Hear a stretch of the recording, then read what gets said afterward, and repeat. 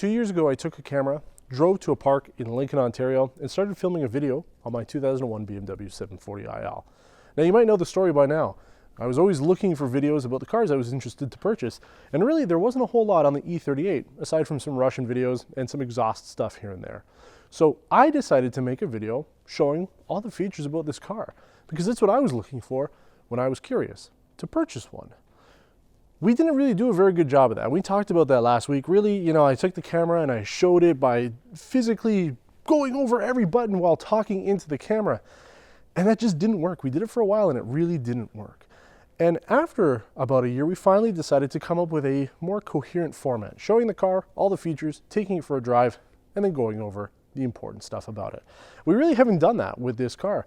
Certainly we did do that first video, and we have filmed other E38s in the meantime, but we haven't really done the full spotlight treatment on my car, and I figure now is a good time to do it, to mark the 2 years of us doing this show that we've now called Test Drive. So our spotlight is on my 2001 BMW 740iL. We're going to show you everything about this car, take it for a drive, and go over everything you need to know if you're in the market for the E38 BMW 7 Series.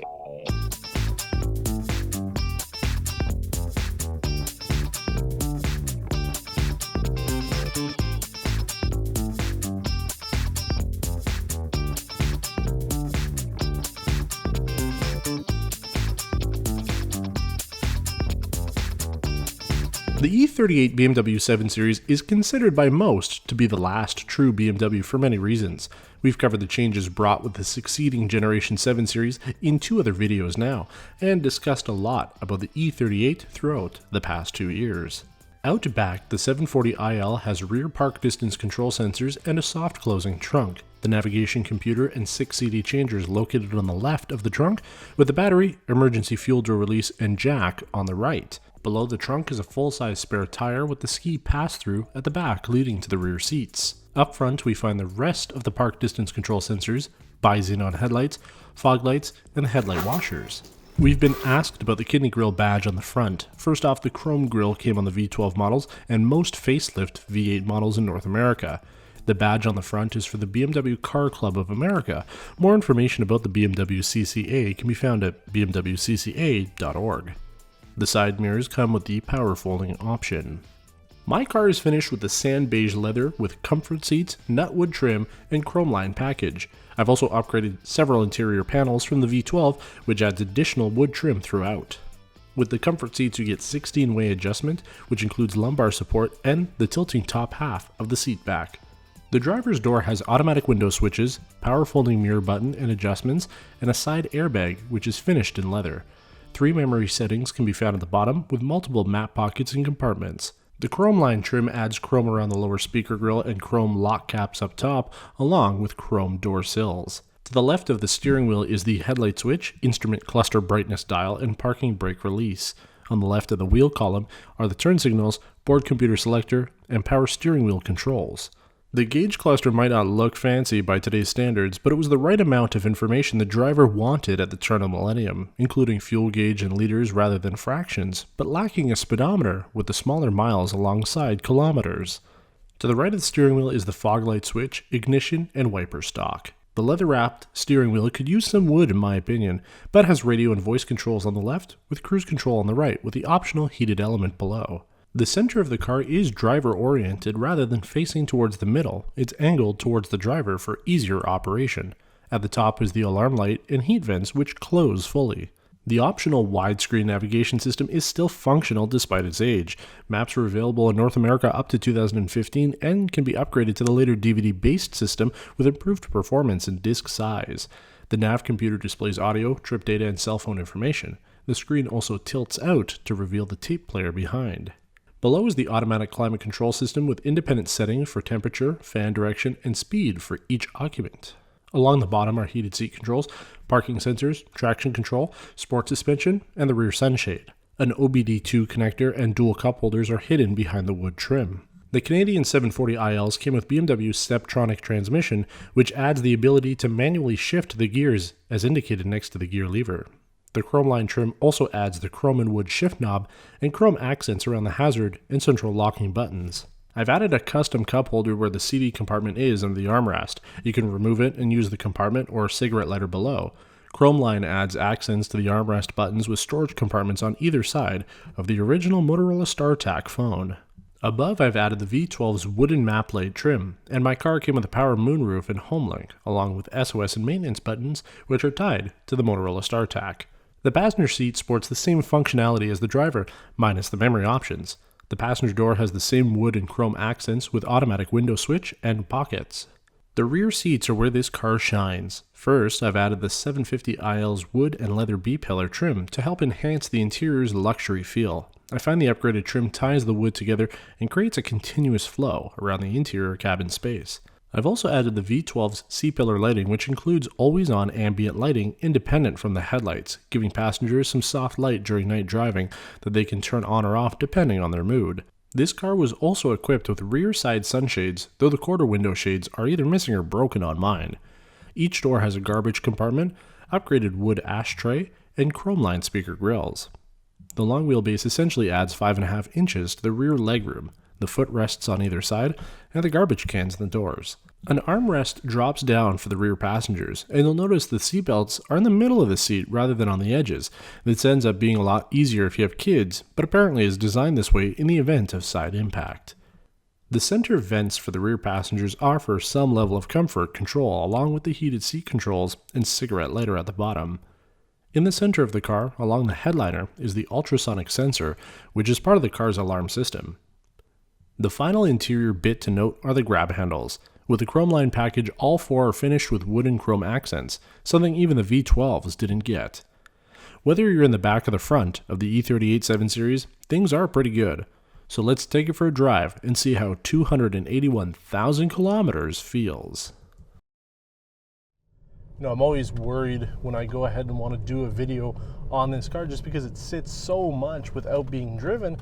I'm always worried that it might not actually start up, and the car hasn't been driven in about, I'd say about 2.5 weeks, and even when it was like a 10-minute drive. But the car started without any issue. You can feel that the battery's a little weak, and actually doing this segment right here is actually the third time that we're starting the car up today, and you can really tell by the third time, it really wants a little bit of juice going into that battery. So we're going to give it a nice drive today and get that battery charged up a little bit, at least, because it's probably going to be sitting for quite a while now that we're going into the winter months. But I have to say, when I first drove this car 2 years ago, and essentially every single time since, I'm always just blown away with how comfortable the seats are, how big the window space is, and just overall the ride of this car. I know that this isn't the best example of an E38 out there. There are many of them out there with much lower mileage, much better maintenance, and overall better parts. But I gotta say that no matter when I drive this car, it always puts a smile on my face. And even the other ones that I've driven, I've had the chance now to drive 3 different E38s, and each time they always put a smile on my face. And I gotta say, driving along here, despite the fact that the roads are trash, it is quite nice to get out and finally drive this car, which is something I really don't do enough. The one thing that always reminds me that I'm driving this car is just how heavy the steering is. Unlike every other car, even though this is BMW Steptronic, it is a very heavy steering. And it might just need a little bit of getting used to it since I haven't driven it in a little while now, but yeah, it is a lot heavier than every other car that we've driven, maybe except for the E39 and W210 E55 AMG. Those also had pretty heavy steering, but this one is just like on its own class of stiffness, and I really do like it because you don't have to worry whether or not the car's going where you want it to go, because it will. It really is like driving a missile, one of those heat-seeking missiles, first shown off in GoldenEye 007. That's what this feels like.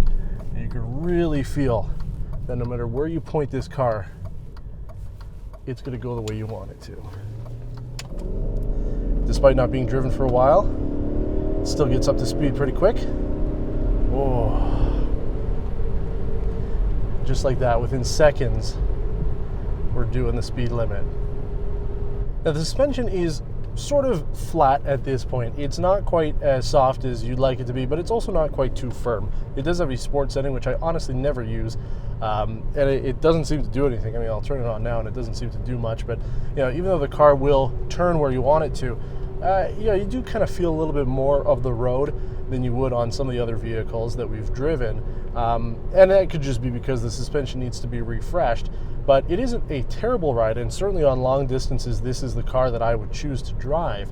But you do feel a little bit more of the road than you would in some of the competition.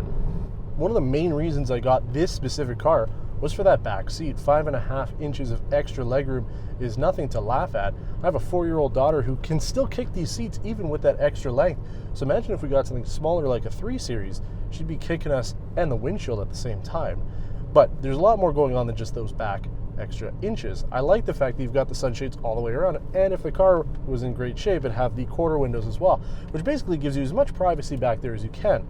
So whether you're like me and driving your daughter around, or you're using the back seat yourself while somebody's driving you around while you're doing work or something like that, you've got a lot of space and a lot of amenities, considering that this car is 16 years old. The heated seat functionality works well, and the basic climate controls aren't bad given the year. Now, you could have gotten the Highline package or optioned it with the 750 to get the rear digital climate control, which would have added basically air conditioning in the back with a digital thermometer to be able to change your settings for the backseat passengers. That adds a little bit more luxury back there, as well as control over what you're going to be feeling when you're sitting in the backs there.